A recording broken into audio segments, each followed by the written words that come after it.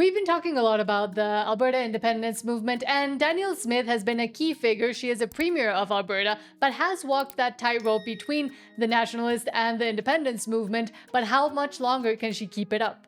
Yeah, she's the big reason Alberta even gets to have this vote. She passed a lot of legislation kind of supporting the independence movement, and good on her to this point.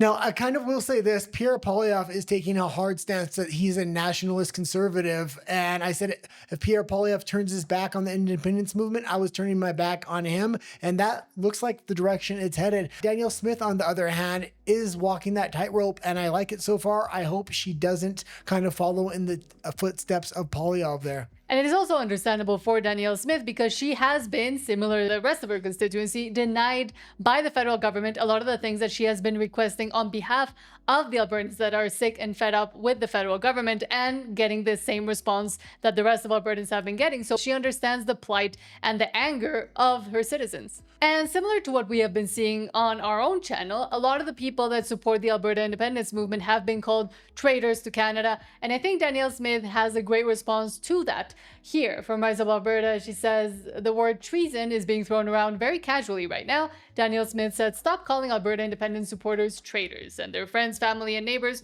who want a better future. And that's a great way to reframe the whole conversation. Yeah, and I really wish Pierre Poilievre would have taken a similar stance to what Danielle Smith is taking here.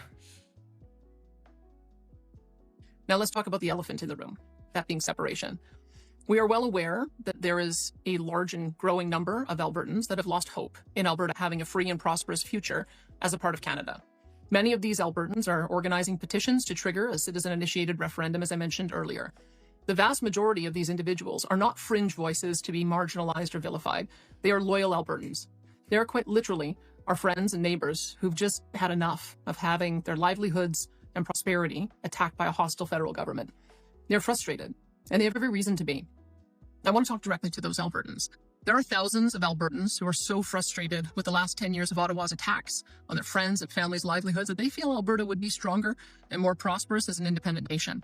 That is an understandable and justifiable feeling to have, even if we disagree on what to do about it.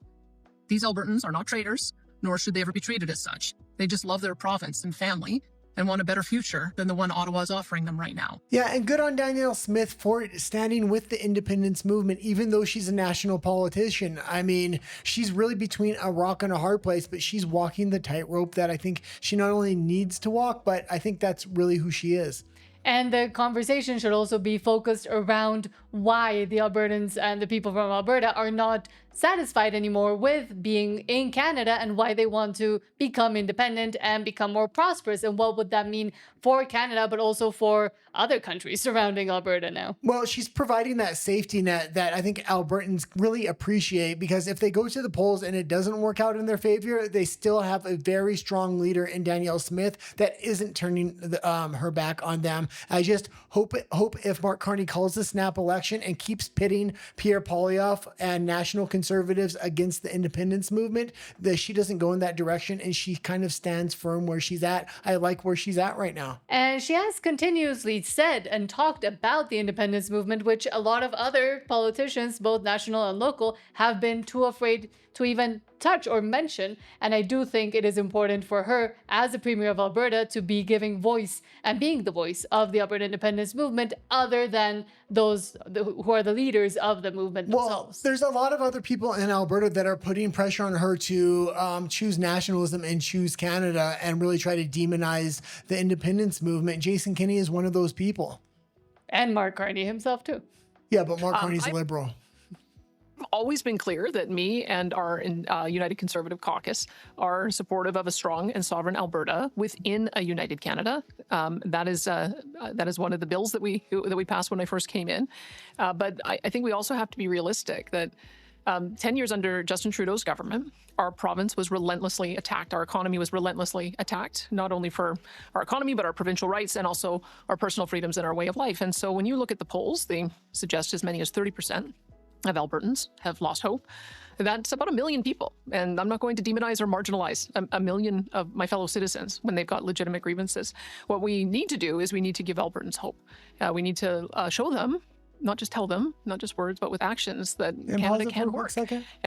Yeah, I think she would kind of prefer Alberta to stay part of Canada, but they use this for negotiations to get a better deal. I don't think Mark Carney's going to negotiate. And if he does give him something, it's going to be so minuscule. It's like, you need to continue on with independence.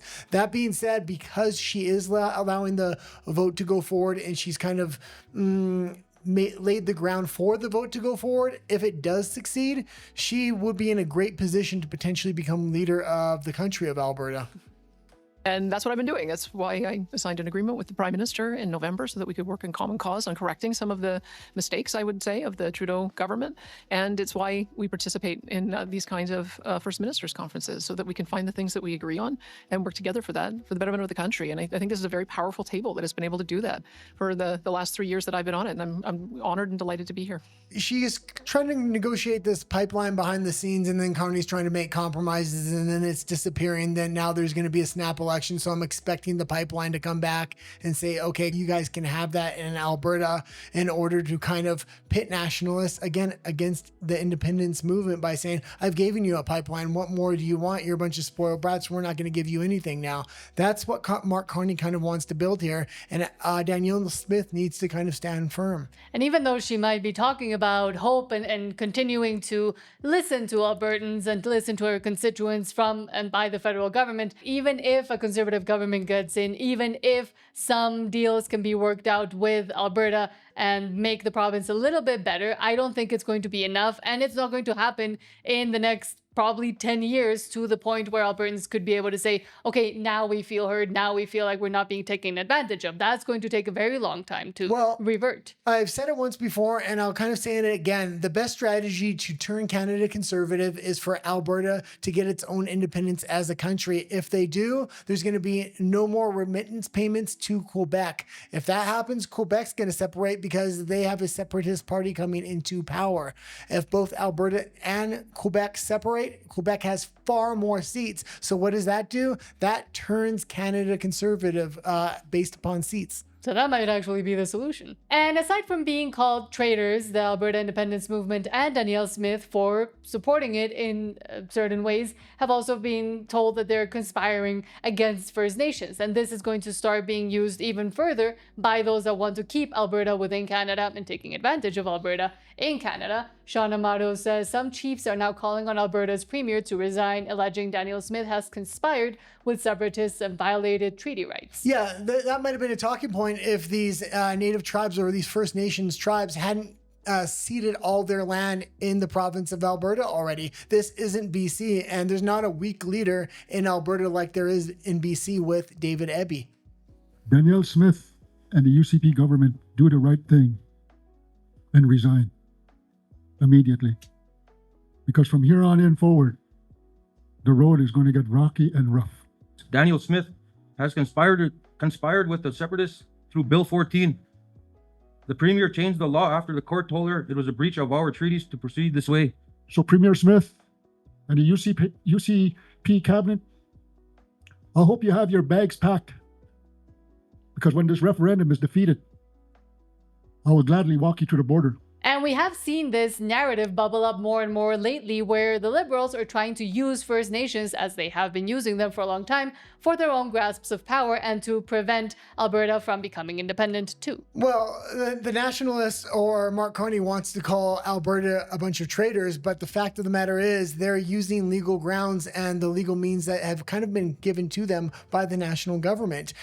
Also, I don't hear Mark Carney calling people from Quebec traitors. Maybe that's because they're liberal and he wants their vote. And Danielle Smith continues to be attacked by other politicians, but if she stands strong, I think there's a base of supporters around her that are going to really appreciate her for it.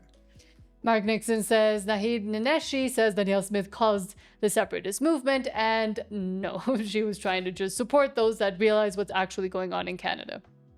This is Danielle Smith's fault. Danielle Smith caused all of this.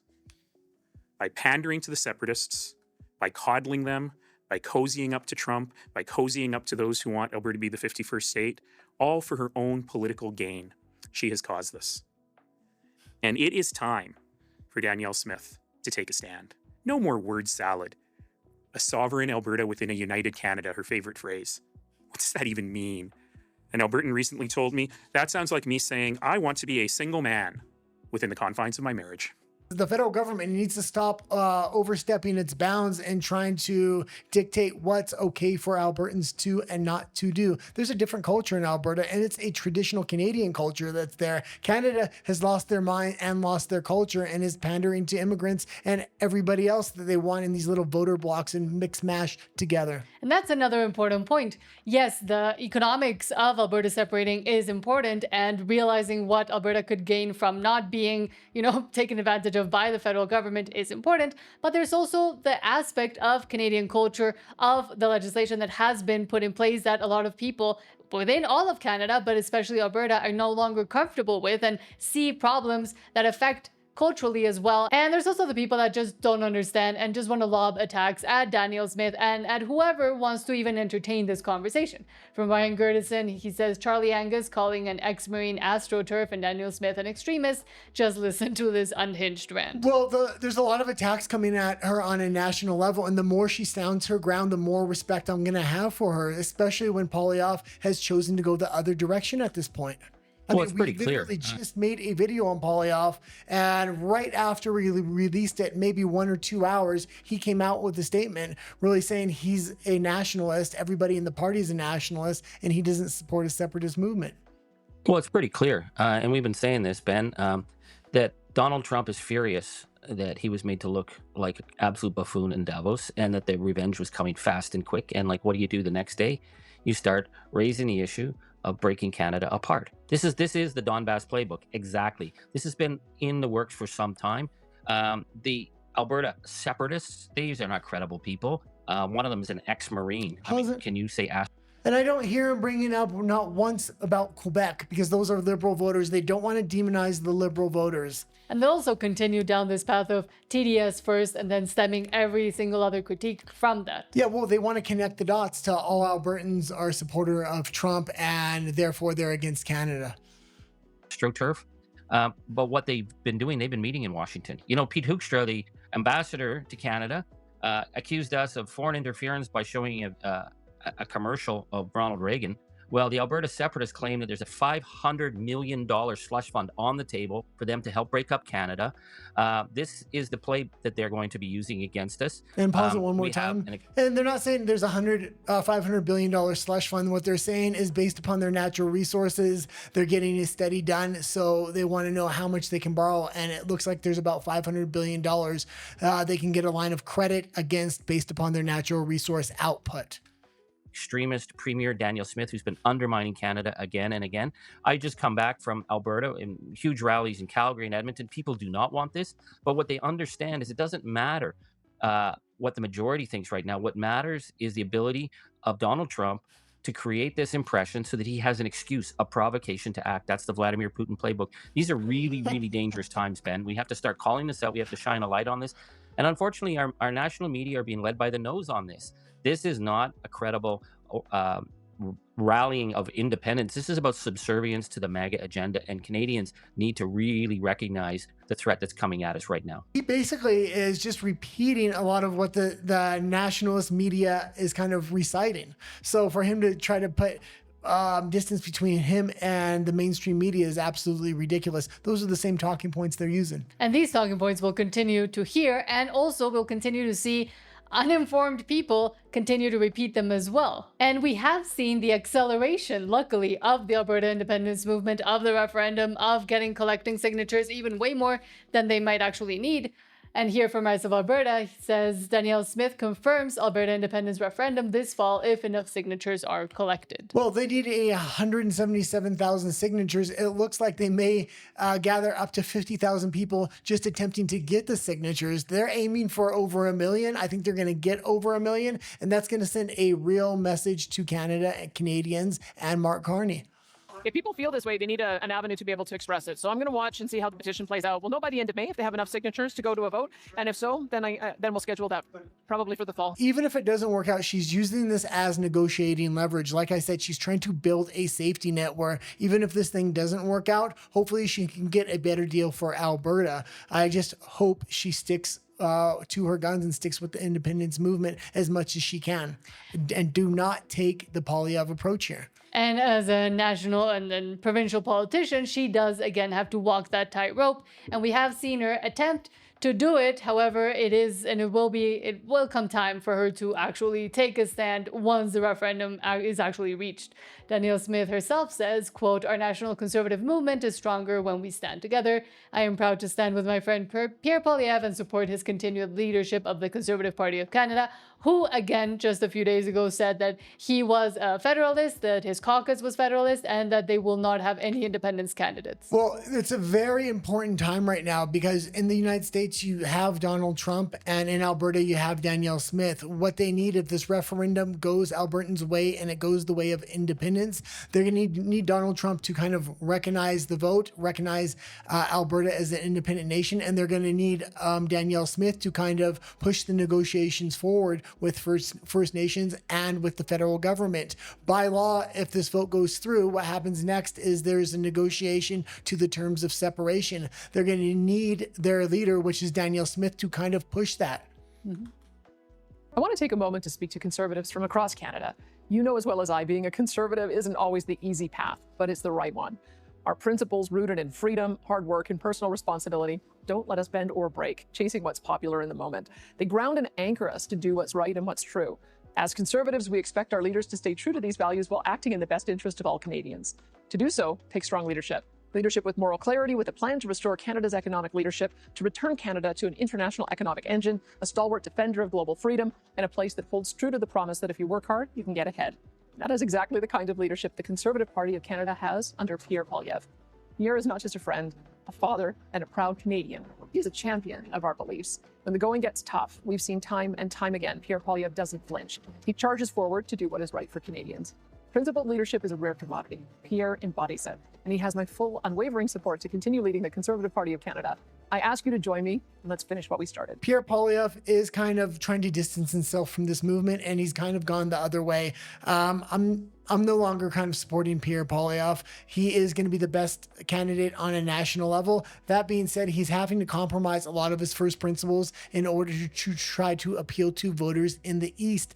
Danielle Smith, I understand she's a national politician, so she's going to have to support Poilievre. That being said, she is doing a good job of walking that tightrope, because even though she's supporting Poilievre, she's also supporting this independence movement and kind of driving it forward. And unfortunately, if Poilievre and the Conservatives are able to get in with a minority government, for example, for some miracle in this case, it would take more than 10 years, more than I'd say even 20 years to get rid of all the legislation that was implemented and that has been hindering Canada as a whole for the longest time now. And as far as a Canadian politician on a national level, there's not a better politician than Danielle Smith, at least at this point. I really hope she continues to kind of support the Alberta independence movement to the best of her ability. But before you go, please don't forget to subscribe. We will continue to talk about the Alberta independence movement, and also join us live Mondays, Wednesdays, and Fridays.